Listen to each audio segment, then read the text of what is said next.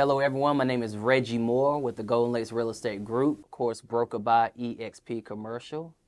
So, what made me specialize in become a commercial advisor? Because number one, I seen a lot of business owners out there who were trying to expand their business, but they didn't know the way of doing it in regards of, hey, I'm getting a business, but I want to actually get my own space, starting out leasing. So I get my foot off the ground and actually own my own commercial building. And with that there, I wanted to more be organic, come from the grassroots approach of helping existing business owners to take their business and say, hey, look, this is some things that you need. Business plan, factor, huge factor in your business. That is ground 10. Next, having your financials, 12-month profit and loss statements, having that, cash flows, cash projections, things of that nature there you need to have for your business, especially if you or any type of business owner, so especially in the commercial space, because if you're looking to lease a building, it's not just, okay, I got a business card, I got LLC. Can you show me the paperwork? Can you show me the statements? Can you show me what you have to show that you are profitable, but also that you have your stuff together? And this is what I enjoy doing, because previously I was from the residential world. I did residential real estate for pretty much almost 7 years, and that gave me the basics to real estate itself, where just taking that homeowner or that future homeowner and letting them realize, hey, you can own your home. But with that, I started realizing that, you know what? Out of all these people that bought these homes, what can I do to make a bigger impact in the community? And I realized, say, you know what? Why not jump into commercial real estate itself? Why not make the transition? But then also, I want to be different just than the commercial advisor, not just helping business owners, but also I said, hey, you know what? What is a population that we're all dealing with that's growing, that a lot of people not even realizing that's underneath their nose? It's actually our senior citizens population. Did you know that per day, 10,000 people are becoming senior citizens? Did you know that? So I decided to specialize in assisted living acquisitions and also in retirement home acquisitions. So so can you tell us like how you got started into this? So basically, I started out being a residential realtor, and with being a residential realtor with EXP, they had a training for EXP Commercial Academy. And with that, I was able to learn the basics of commercial real estate. It was about a 2 weeks course, and they broke down different things of what is commercial real estate. Okay.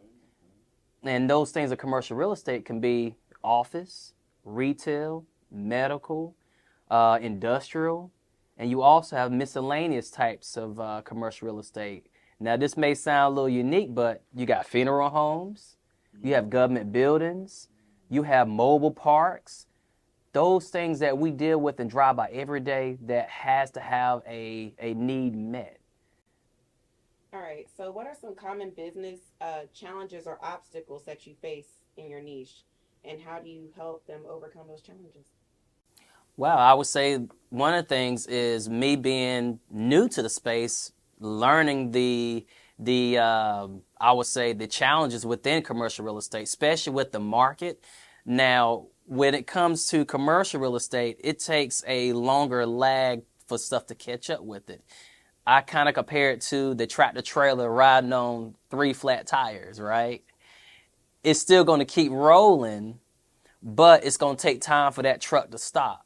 So with residential, or let's say with the stock market, you can feel the effects more immediately. But commercial takes longer because the closing times, because of different contingencies, and then also the contracts itself for negotiations. So those are some of the obstacles along the way for the business itself. Amazing. Let's see. So can you walk us through a recent project or success story that you've had? Absolutely. So right now I'm working with 2 business owners. I'll tell you, one of them is actually he is a Navy sailor right now. I call him shipmate because I'm prior military myself. As you see the hat, I'm a U.S. Navy vet. Him and his wife, they are looking to actually run and own a event space in the local area of Hampton Roads. So with that, they want to help with doing ceremonies. They want to be able to do graduations and different events here in the Hampton Roads area. But one of the things I've been walking them through is, hey, let's make sure we fine-tune your business plan. Let's make sure you have a CPA that can actually get you where you need to be with your financial statements. But then a step further, helping him to get connected with the ODU Hampton Roads Veterans Outreach Center. A lot of veterans don't know about that. You can go there and get free help with your business plan and how to get your business up and rolling. And this is not just one business, all businesses. And it's pretty phenomenal. So you're doing... So a lot of folks do not know special active duty, and my veterans, brothers and sisters as well, that there is a local center here in the Hampton Roads, and it is actually at ODU University.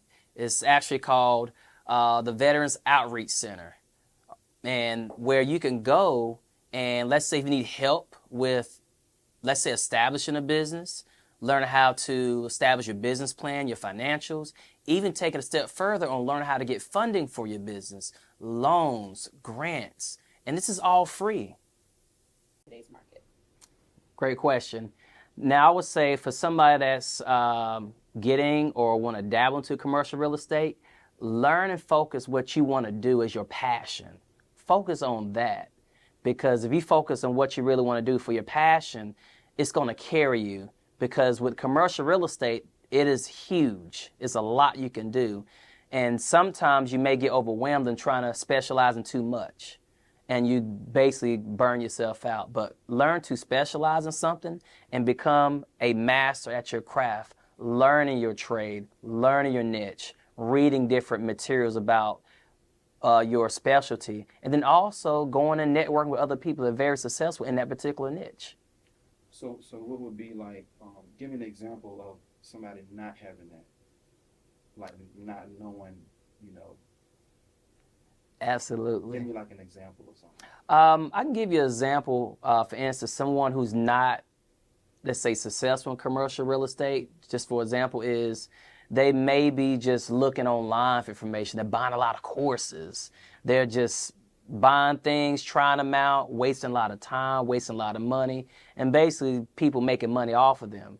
They really need to sit down and say, hey, what is my goal for commercial real estate? What do I want to do with my commercial real estate business? What is my goal next 3 to 5 years? Have a plan. Write down your objectives, what you're trying to achieve, instead of say, I just want to do it. Okay, you want to do it, but do you have a plan? Yeah, because I was going to ask someone new into commercial real estate, like what's the best advice you can give them? Because you just mentioned courses. There's a lot of people out there trying to make their own money. And as someone new, you might be trying to reach and grab for something that might seem easy, but might not be as beneficial. So what's something, someone brand new out the gate, what's the best thing you can tell them?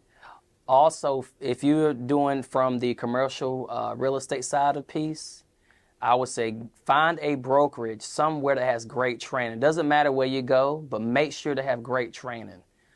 Because with commercial real estate, it is an animal, and you have to know how to tame the animal. And I would say that, and I'm not trying to market anything, but I can say with EXP Commercial, they do have a training program where you get in for 2 weeks and you're actually getting trained and mentored by high-level people. And not just from people who do the commercial real estate, but they also are investors themselves. For instance, my mentor, he actually been doing assisted living since 1983.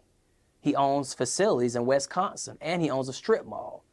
So he's an investor himself, teaching me the leg up, the do's, the don'ts, what to do and what not to do. And on top of that, he's also a CPA. So it's making sure my business ran the right way from the jump. And who do you know, I'll be working with someone that's in Wisconsin. But the technology is making it possible. You don't have to go into a building much more anymore. You can take down those walls, say, you know what, let's get on Zoom. Let's get on Google Meet. Let's meet.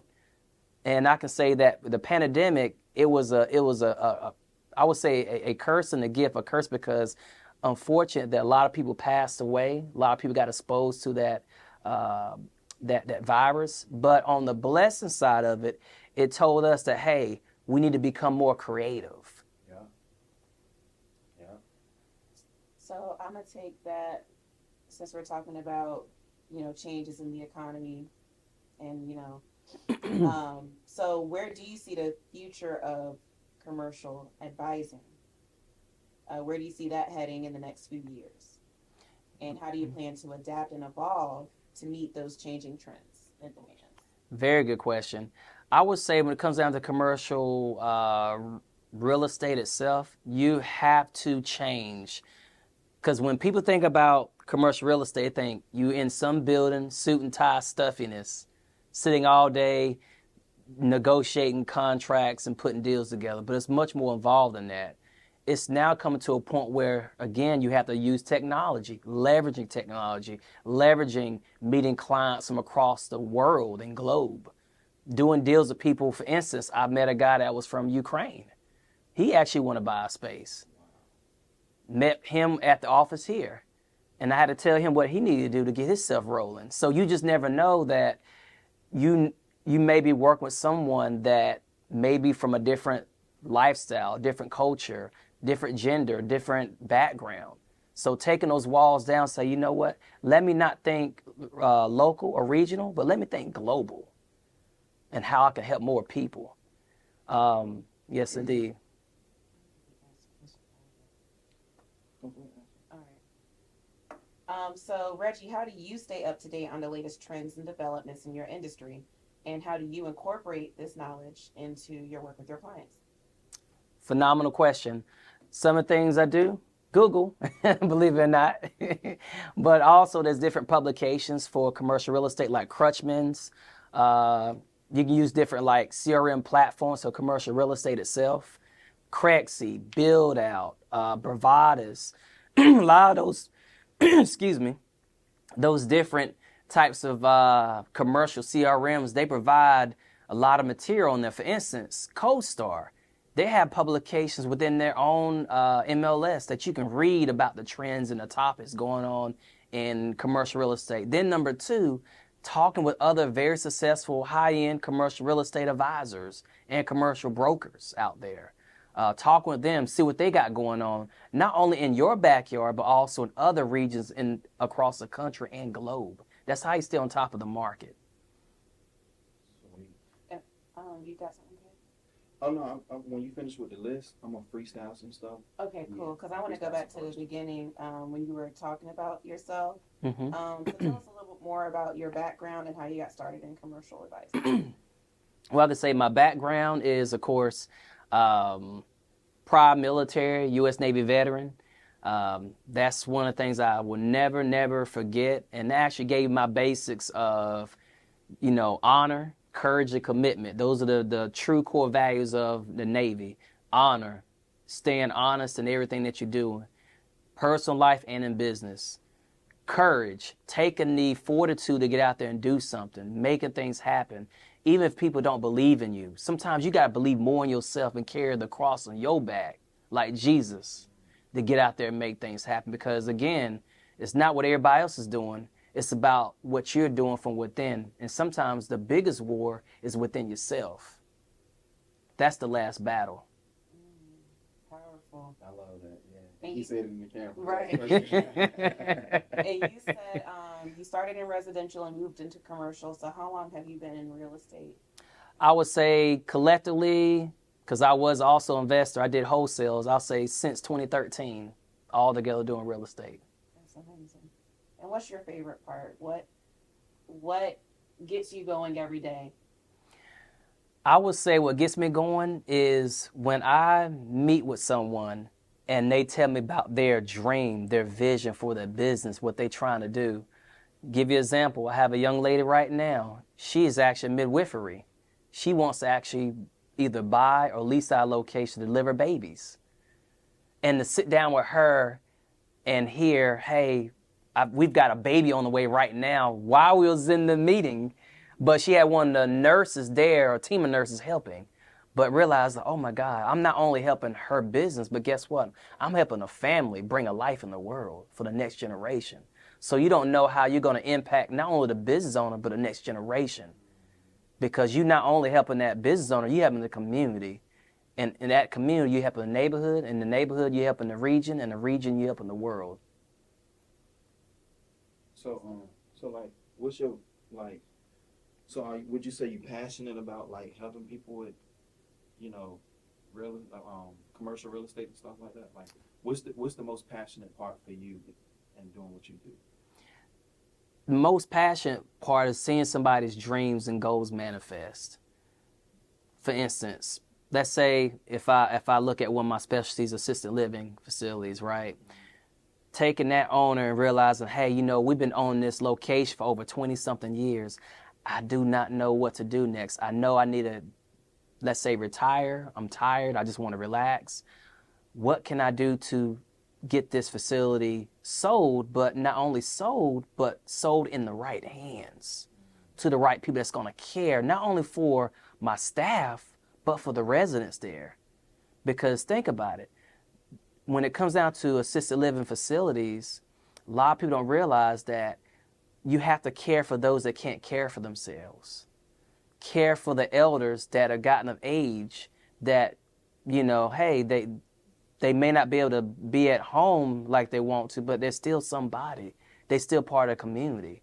And they still want to have fun. They still want to have joy. They still want to be a part of life. May not be at home, but you as a commercial advisor, you can make sure that, hey, look, if we sell this facility, we make sure we find the right people that's going to bring the right face or the right vision for this facility that you have been doing for the past 20-something years. Yeah, that's definitely a different level of passion. Because I would assume that most people would do it just for the money, and you do it because you really, you actually care about the people as well, and how they are being taken care of. Because we all get old one day, so. Mm-hmm. Yeah, that's deep. And I can tell you this, what really gave me my first start when I was a child, my grandfather, he was in the home health care business for over 45 years in Tryon, North Carolina. And he took care of hundreds of elders. And I used to walk those assisted living facility floors with him, White Oak Manor in Tryon, North Carolina. And I seen him help people, and people get that smile within themselves like, Mr. George Fan has come by to take care of me. And they only wanted him. That's deep. And that goes to show. And then on top of it, It's powerful too. It's powerful, but at the same time, you don't know, let's say celebrity-wise, I did not know that my grandfather took care of one of the Three Stooges, and his name was Curly. Curly. Let's go. So it's kind of already in you. It's Mm-hmm. already in you. My mother, she also did, she's drive, for a little bit, drive the vans for the people that's mentally challenged or mentally delayed. So I used to watch her bring the people on the vans and buses and people that was handicapped. And it's just, man, it says intrinsic value. It's not a monetary thing. It's more like I'm making a difference in somebody else's life. I like that. I absolutely like that. Yeah, you're a very interesting person, Like your energy, like how you carry yourself. Like I can imagine people like love being around you. You know what I'm saying? Yeah, that's dope. Thank you, my brother. Yeah, that's real dope. Say something. This doesn't have to be the end, but say something to the lens, like a little outro. Thank you for coming. I'm Reggie Moore. Follow my journey, something like that. Talk to the king. Oh, and where they can reach you and all that kind of stuff. Oh, thank you. Let me take a little, I don't know what it is, but the voice in the mornings, Yeah. man. Gotta get it going a little bit. I shouldn't ate that bread last night. That's what did it, that yeast. Those carbs. Mm-hmm. So I want to thank you for joining me today on this beautiful, wonderful journey. And, of course, my name is Reggie Moore with Golden Lakes Real Estate Group. And, of course, I am a commercial advisor. assisted living specialist, and also a retirement home acquisition specialist as well. And if you have commercial needs, feel free to reach out to me. Not just trying to get business, but just questions. Because some people just don't know when it comes down to commercial world itself. Especially being a melanated person like myself, there's not many of us in this space. And so we have to come at it a little differently sometimes, but it's a good challenge. It's a very good challenge. But through it all, no matter what, who the person may be, it's all about having the passion and also the integrity.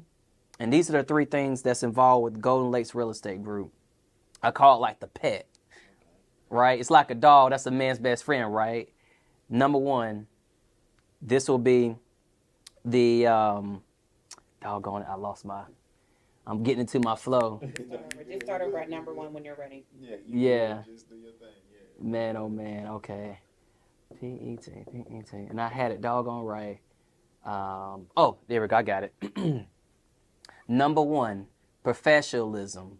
You gotta be professional in everything you do, because when you meet people, you are a walking, talking business sign or card.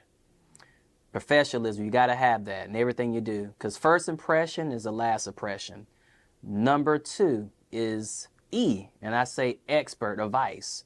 You have to be an expert at what you're doing. You may not have to know everything, but be the most resourceful at what you're doing. And I don't mind being humble and honest. I do not know everything. But if I do not know it, I will say, you know what, let me get back with you, and I will find out. And then finally, which is one of the big components, not just only to professional world, but to your personal life, is being trustworthy. You got to be trustworthy, because if you can't be trusted, nobody's not going to do business with you. People can tell who you are and how you are and the way you carry yourself, not with the words, but with the nonverbal communication that you're doing.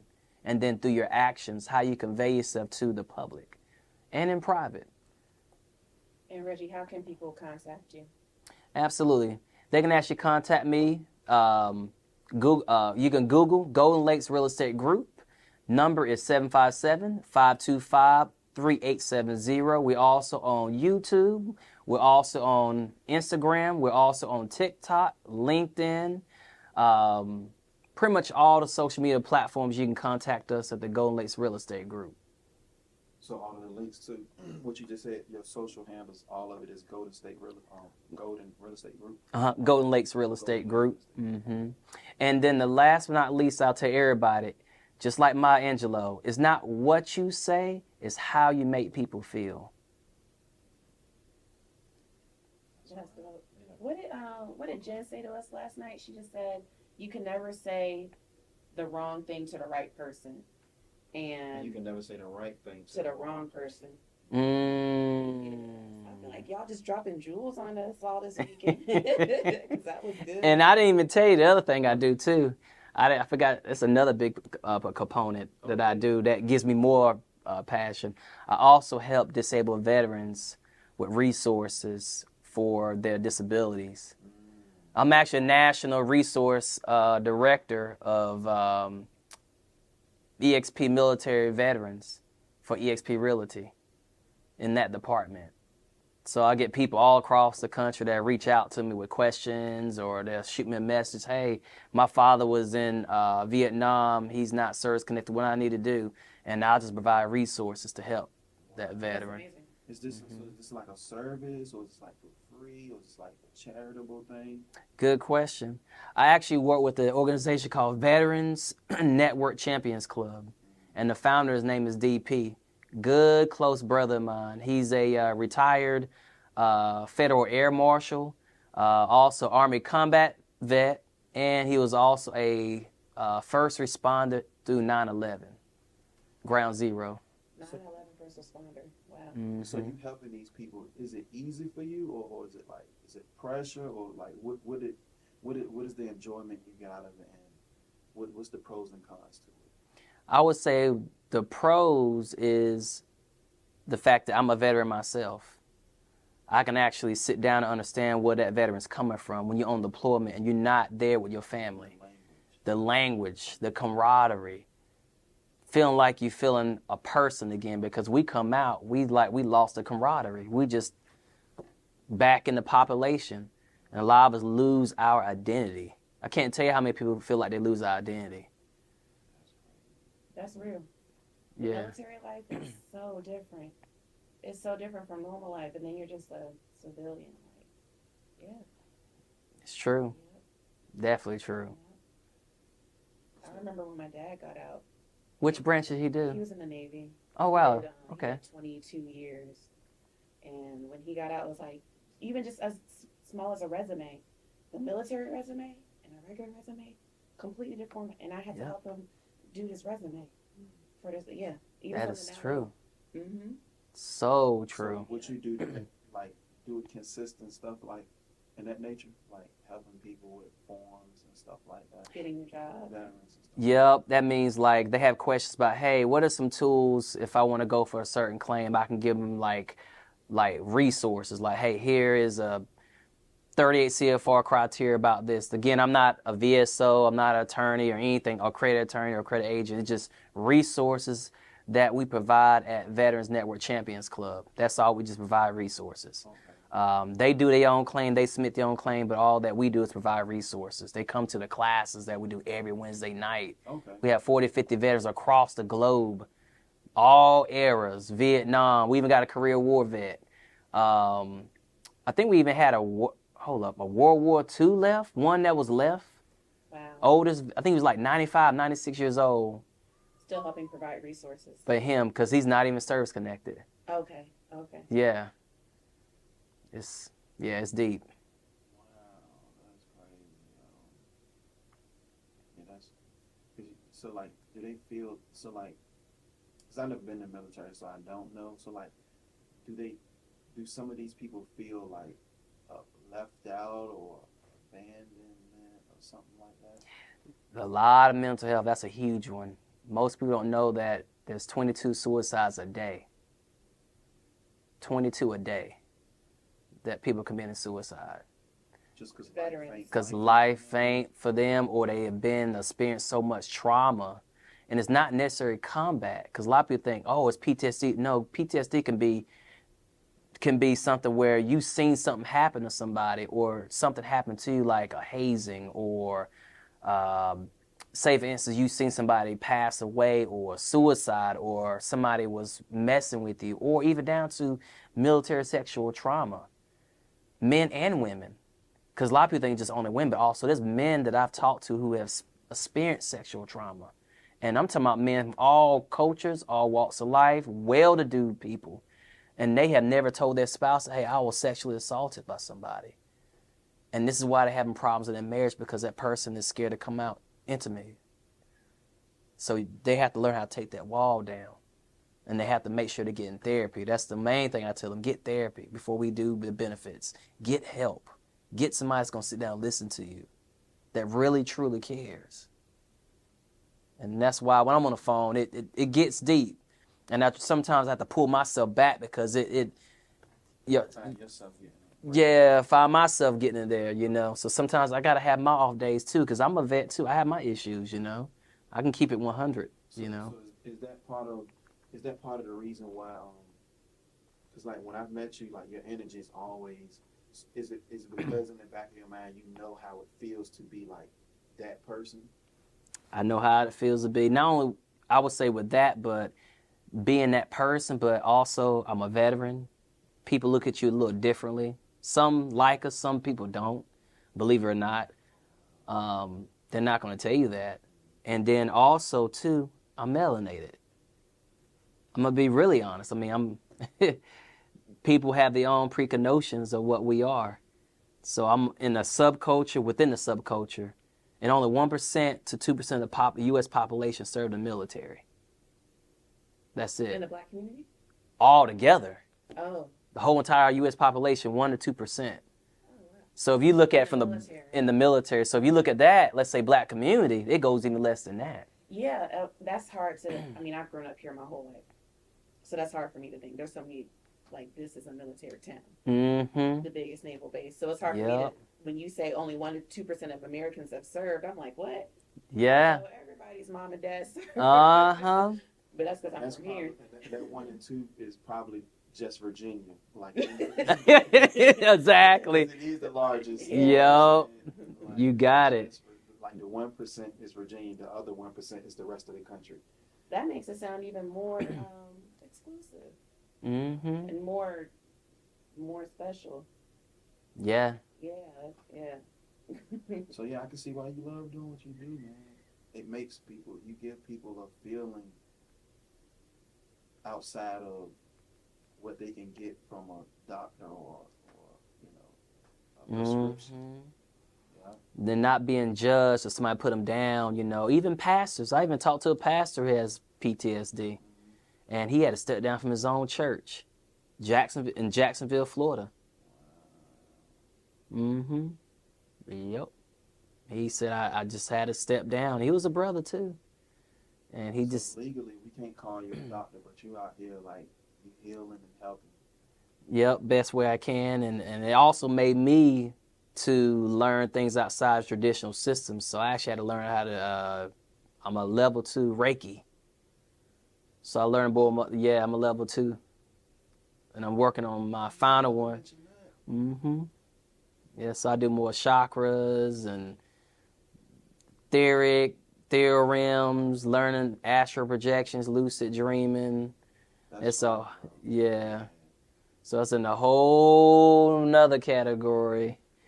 Because it helps me when I'm dealing with people, I can see how they are. I can see what their aura is. Not necessarily.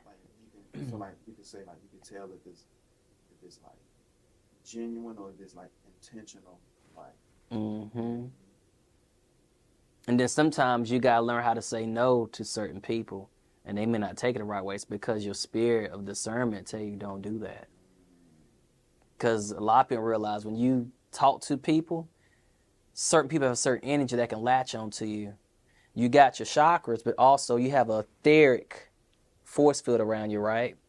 That etheric force field, everybody has.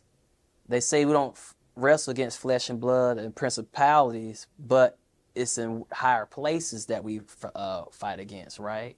It's not what we see with the naked eye. It's a spiritual realm, right? Some people call it dark matter. Some people call it dark energy. But you have spiritual vampires out there. And if you sit there and you don't have the proper discernment, they can tap into your etheric force field, and then you actually can bleed through your etheric force field. And they say, how is that true? Prove it. Number one, psychological, anger, depression, frustration, getting upset off weird stuff. So that's bleeding. That's bleeding. Okay.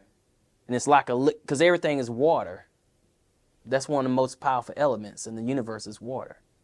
So everything is hydrogen. The air is hydrogen. So if somebody taps into that thing, it's going to do a slow bleed, and you're going to sometimes feel drained, tired, and you don't know why. What's going on with me? What in the world? I feel happy. All of a sudden I feel sad because you have went either somewhere or you got, let's say, talked to somebody who did not have a good spirit on them. That's heavy, bro. You about to bring tears down, because that's real heavy. It makes so much sense. And think about this. Think about how many people in the world today that have these traumas, because trauma is energy. Everything is energy. It can only be created but never be destroyed. It has to go somewhere. And those energies, mm-hmm. Whoa, yeah, that's a bar. And those energies, what happens is they leave from the brain, fight or flight, from the hippocampus, goes from the cortisol. They usually go through the adrenal glands, to the kidneys, to the liver, because you ain't had no time to let it out or get therapy. That's some good stuff, man. That is some good stuff. So do your wrap up bit real quick. Just, just say it again. I'm Reggie, boom, boom. Reach out. Just do that for me one more time real quick. Again, my name is Reggie. I'm with the Golden Lakes Real Estate Group. And like I said, I appreciate you joining me for the journey. And again, if you have any real estate questions, concerns, or needs, give me a call at 757-525-3870. Take care. Hey, man, I will say this. Mm-hmm. It's a lot more to you than meets the eye, man. Like, you are a very deep individual. When you see some of this, you probably want to tap into some more, like, you know, because, like, you're dope, bro. Like, Yeah, I just don't put out on everything right. everywhere. Which I don't because a lot of people now it's coming to being a trend. Everybody want to try to sell it, package it up, and do stuff. One thing is that you violate the spiritual laws within this universe. You just trying to do it for money.